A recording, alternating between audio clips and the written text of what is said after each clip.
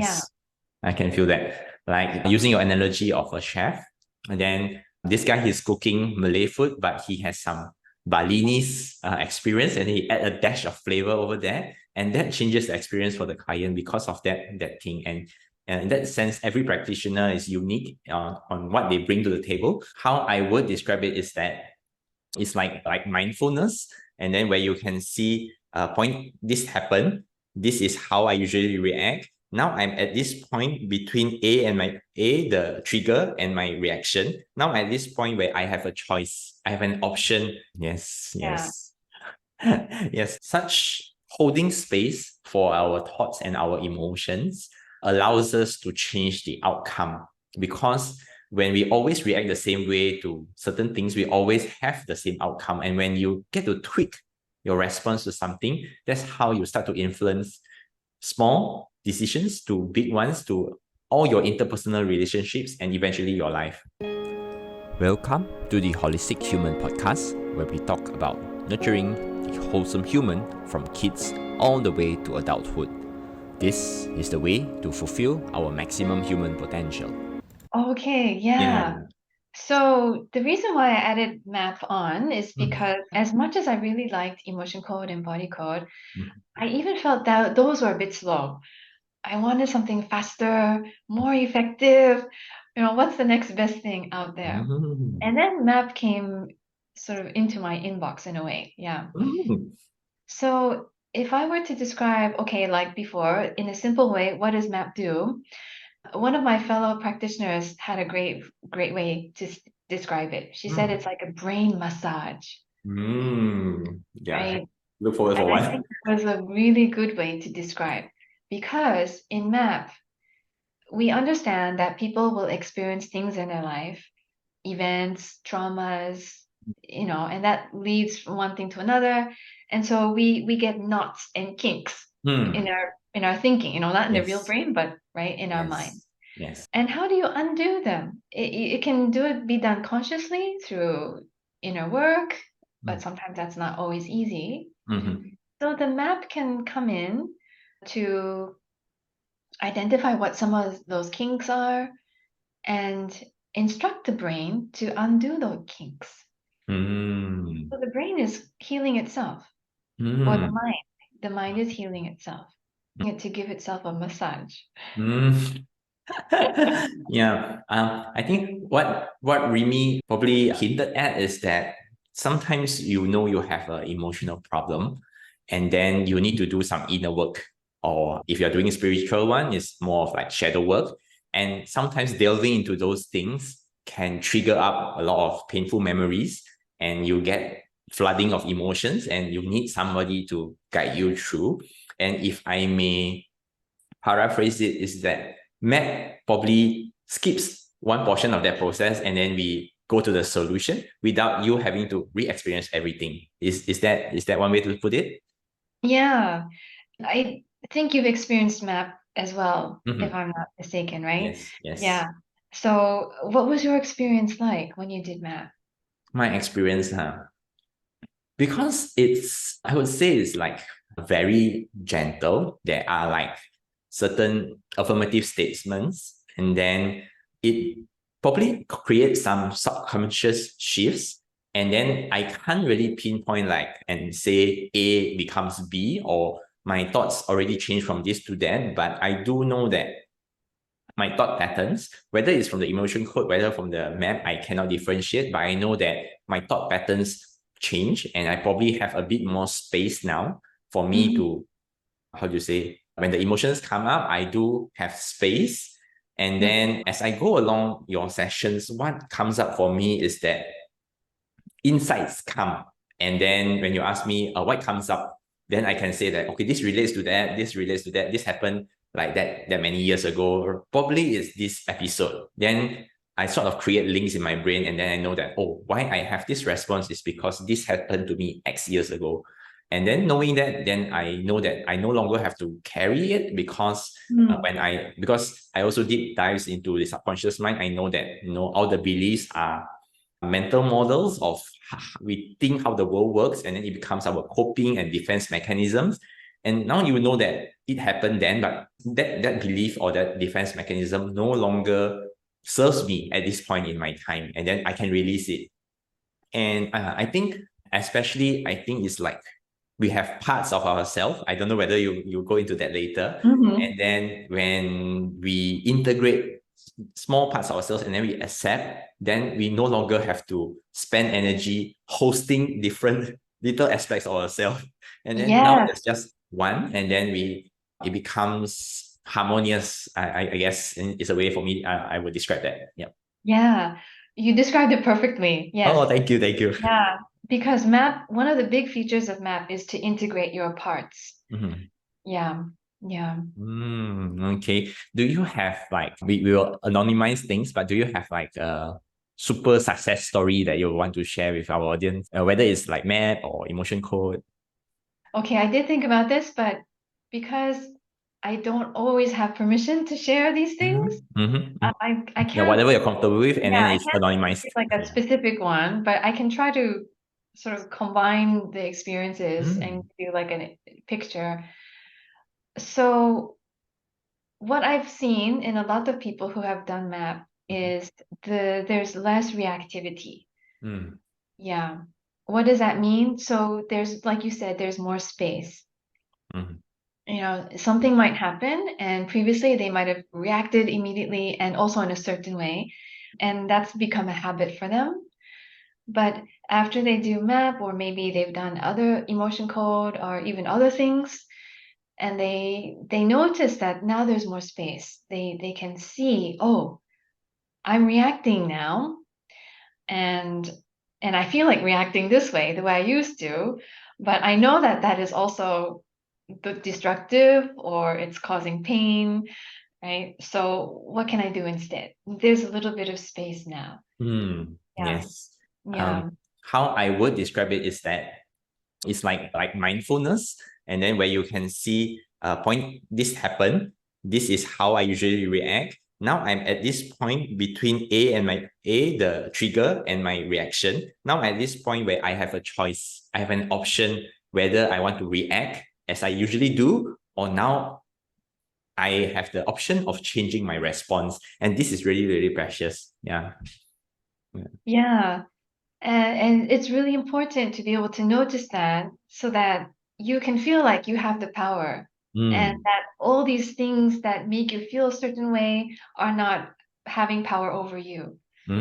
Yes, Yeah. yes.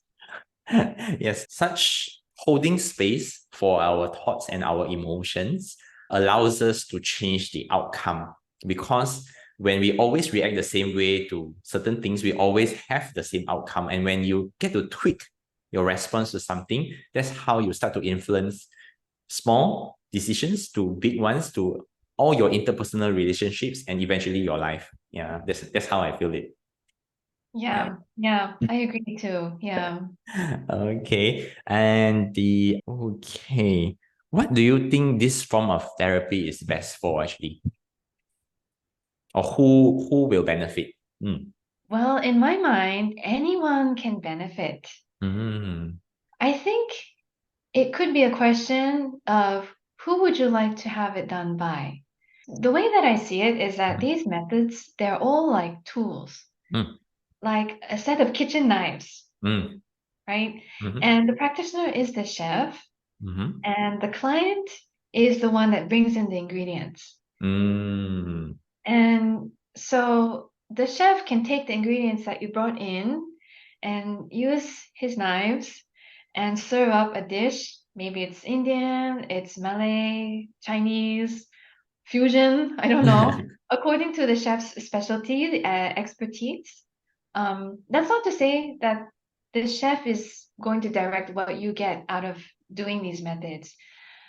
But I think the chef also brings their own flair to a session when they use the tools, the practitioner.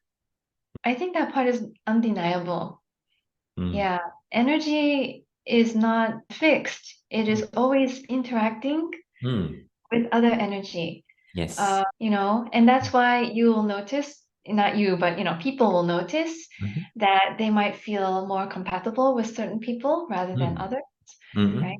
Mm-hmm. They are more drawn to A rather than B. Mm-hmm. This is all energy. Yeah. Yes. Yes. And so I think the same thing can happen with practitioners, that they also bring their energy to the method Mm.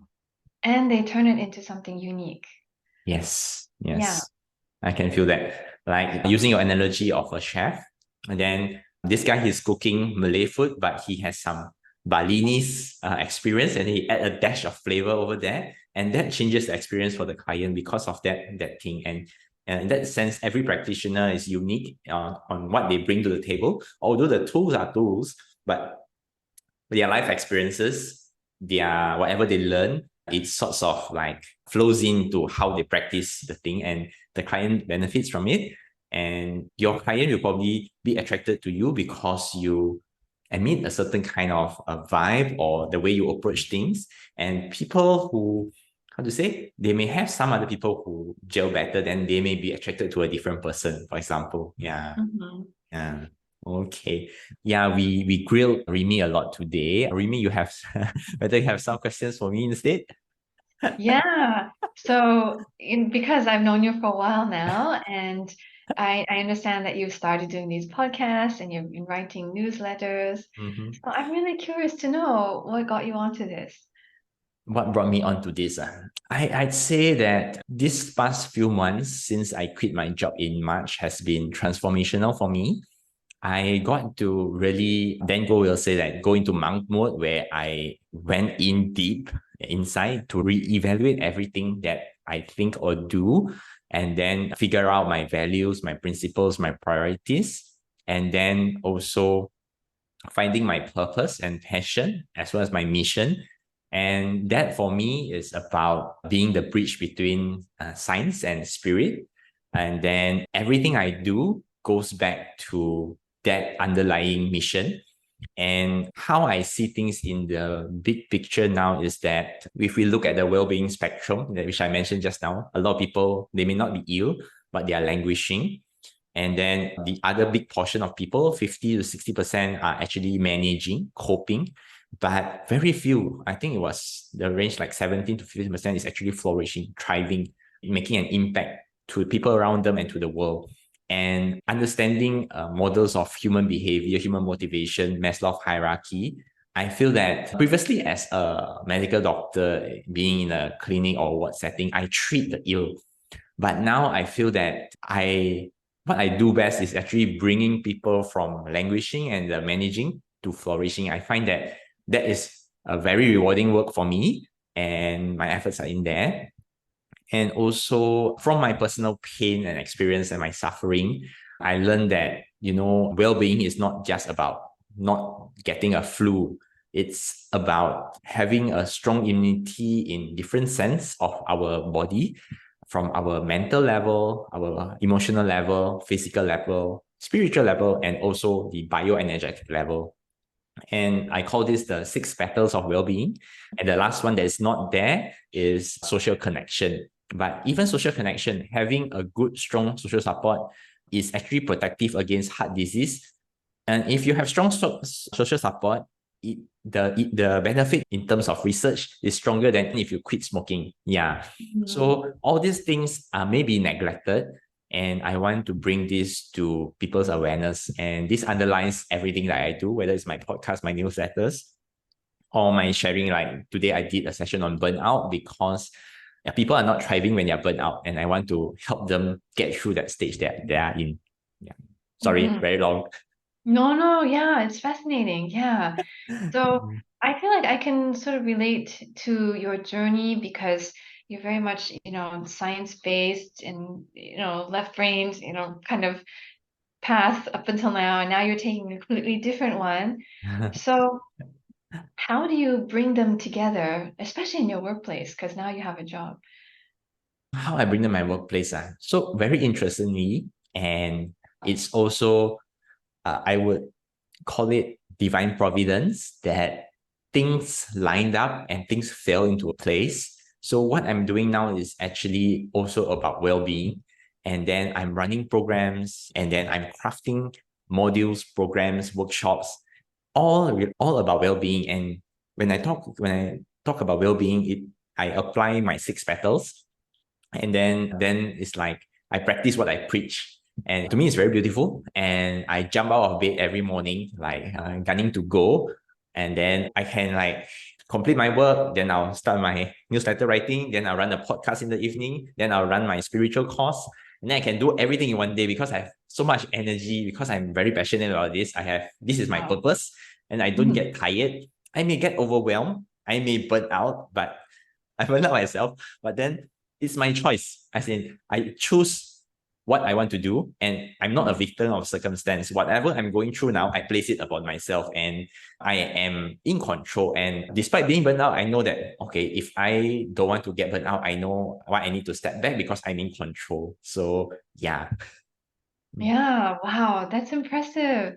How are the clients or patients receiving the workshops, the trainings? Oh, my stairway or spiritually workshop, it's 5 lessons now, and my clients have experienced some personal shifts, emotional shifts, and even affected their career trajectory a little bit because of how they start to that space. Yeah, they got to have that space, and then they change their reaction, and then it helped, something that could have turned very, very bad. They managed to reel it back. So I'm really happy for that.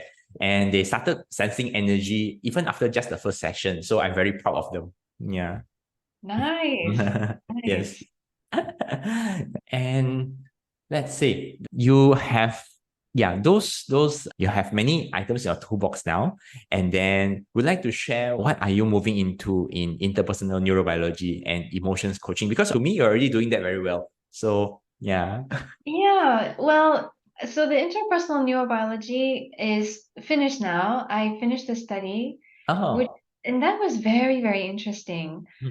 It talked about 9 areas of integration, Hmm. or again, having a flourishing life, Hmm. which is different from, let's say, positive psychology and Dr. Seligman's sort of 5 pillars of Hmm. a flourishing life. His Hmm. is the PERMA model, Hmm. and this interpersonal neurobiology was created by Dr. Dan Siegel, Hmm. and he has 9 domains of integration that he identified. Hmm. But he's talking about it more from a neurobiologist and a psychologist too. Hmm. So it was very interesting to learn about what we can do to help people become more integrated and whole and lead more fulfilling lives.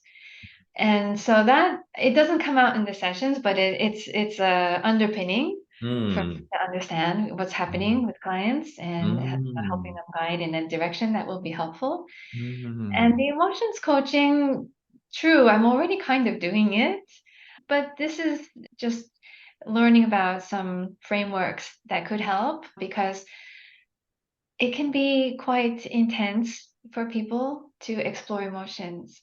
Hmm. And so this is helping me to learn some other ways of handling emotions without having to go too deeply, but Hmm. yet still have the space to explore it.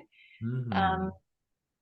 and just also reaffirming some of the things that I know, but it's good to hear it from other sources that, okay, I Hmm. was on the right track. Yes, yes, yes. When and an expert validates whatever what we Yeah, understand, we know, right? Yeah. yeah. For Martin Seligman, he uses the PERMA model, and also he expands it into, the good life, Mm. the meaningful life, and what was the third one? Can't remember. The flourishing life. The flourishing life, huh? Yeah. Oh, okay. And I also it appeals to me, and the well-being spectrum that I now draw for myself falls back a lot on Martin Seligman's work. Rimi, what are your future plans? Yeah, that's a hard one. Hmm. I have ideas that I'm considering, Mhm. but I think it's going to be too soon for me to say Okay. what exactly Okay. they are Okay. because Let's I'm don't spoil the still surprise figuring there. it out. Yes, and I don't want to say something and then not do it. And then not jinx it also, right? Yeah, so I think I'm just gonna wait till things are more firmed up. But I guess what I can share is what is not changing, and that's really the whole reason why I'm doing this work. Yeah, and that's the commitment really to serve people. Yeah, to help people build themselves up. Mm. Yeah, that's Mm. always been there from the beginning, and I don't think it's going to change.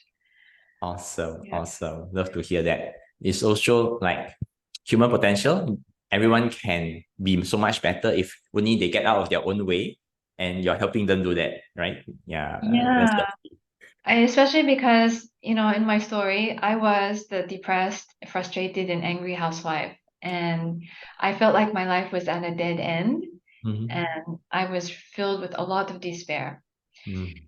And when I shed all of that and discovered what else is possible, then I really felt like, wow, if other people could do this too, imagine Mm. what could be possible for them and also for the people around them, even the world.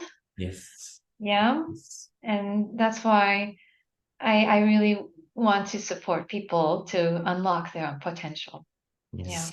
I can feel your enthusiasm and passion for it. And for viewers subsequently, I don't know, even having Rimi here remotely in the screen, she's currently in Japan, hearing her speak, right? I already can receive the calming energy.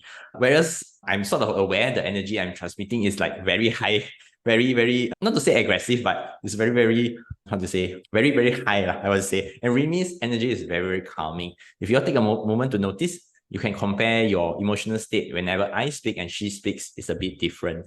Yes. Oh, and how can people find you, Rimi? Okay. You can find me by my website, rimiyoshida.com. Mm-hmm. You can also look for me on Facebook, but look for me as a business page. So I Mm. think the description is personal coach. You can find me there.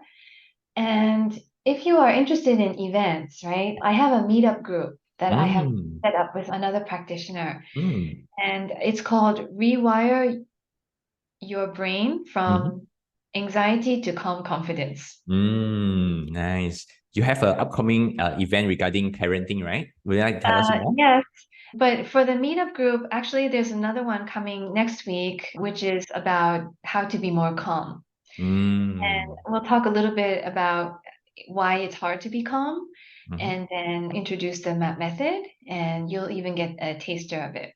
Nice, nice. I will put the links down in the description on the YouTube video. And yeah, we thank Rimi for being here with us today, Oh, sharing thank her you. insights, her knowledge, and her experiences. Yeah, we are both on the track of bringing people to a state of flourishment. Sorry, I probably brain a bit fried already. So, is there a key message that we would like to share? And then I'll probably think of one also. Yeah. Yeah. Okay. The key message that I would really love to share is that you can change. Yeah. And when you choose to change, Mm-hmm. possibilities will open up for you. Mm, yes. Mhm. We often stare at the closed door too long and not noticing that a new door has opened. And then sometimes we need someone's assistance just to add that perspective for us to turn around and, hey, there's a door open over there. And this is what the emotional or alternative therapy is about sometimes. Yeah. Yeah, I think a lot of us walk around with blinders on, or we have filters on, Yes. right? Or we have just decided, no, that's not for me, Mm. right? Mm. And we lock ourselves in. Yes. Yeah, and Yes. I think that is really a shame, especially with the way the world is now. Mm-hmm. We could use a lot more positivity and compassion and kindness. Yes. These things are Yes. really, really called necessary. Mm. But it is not easy to give any of that if you have an empty cup. Absolutely true. Yeah. So it's not about, oh, I'm being selfish or I'm being too self-indulgent. I'm being too narcissistic if I do this. No, you have to fill your own cup first. Mm. Otherwise, you cannot give. It's just Yes. not possible. Yeah. Yes. Yeah. Our bandwidth is to a certain way limited, and then we need to have enough bandwidth for our health. Then only we can expand. Even when you're on a flight, the crew will tell you that when the oxygen mask drops, put the mask on yourself first before you Yeah. can offer it to someone. Yeah. So Yeah. as you say, our cups need to be full before we can offer it to someone else. Yeah. Um, Really. And I say this as a person who had an empty cup and was trying to do all the things that was supposed to be done and feeling bad about it and then taking it out on other people, right? And that's not the way to go about it. Yeah. And the problem is sometimes we are so trapped in that one particular circumstance situation for so long, we don't even know how can we fill the cup because there's no one there to guide us. And then, Yeah. and when you find, I don't know, a doctor or somebody and they say that there's nothing wrong with you. And yeah, and sometimes it's about, having the awareness of what's going on inside. And then also to find someone who can, light the correct lamp for you to see the way ahead. Yeah, or else you're always so trapped. Yeah. Yeah. And I Mm. think you're in actually a very good position to light the way because a lot of people have faith in their doctors, right? I hope so. Yeah. And so I think if you're a person helping to light that lamp, in the medical community and you show people what is possible, I think that could be quite inspiring. Thank you for saying that. I feel your trust, and I really really appreciate that. Yeah. Yeah. Okay. We'll end off the session here today. Thank you, Rimi, again for being with us. No, thank you so much. Yeah, it was a pleasure. Yeah. Okay. Okay. Bye.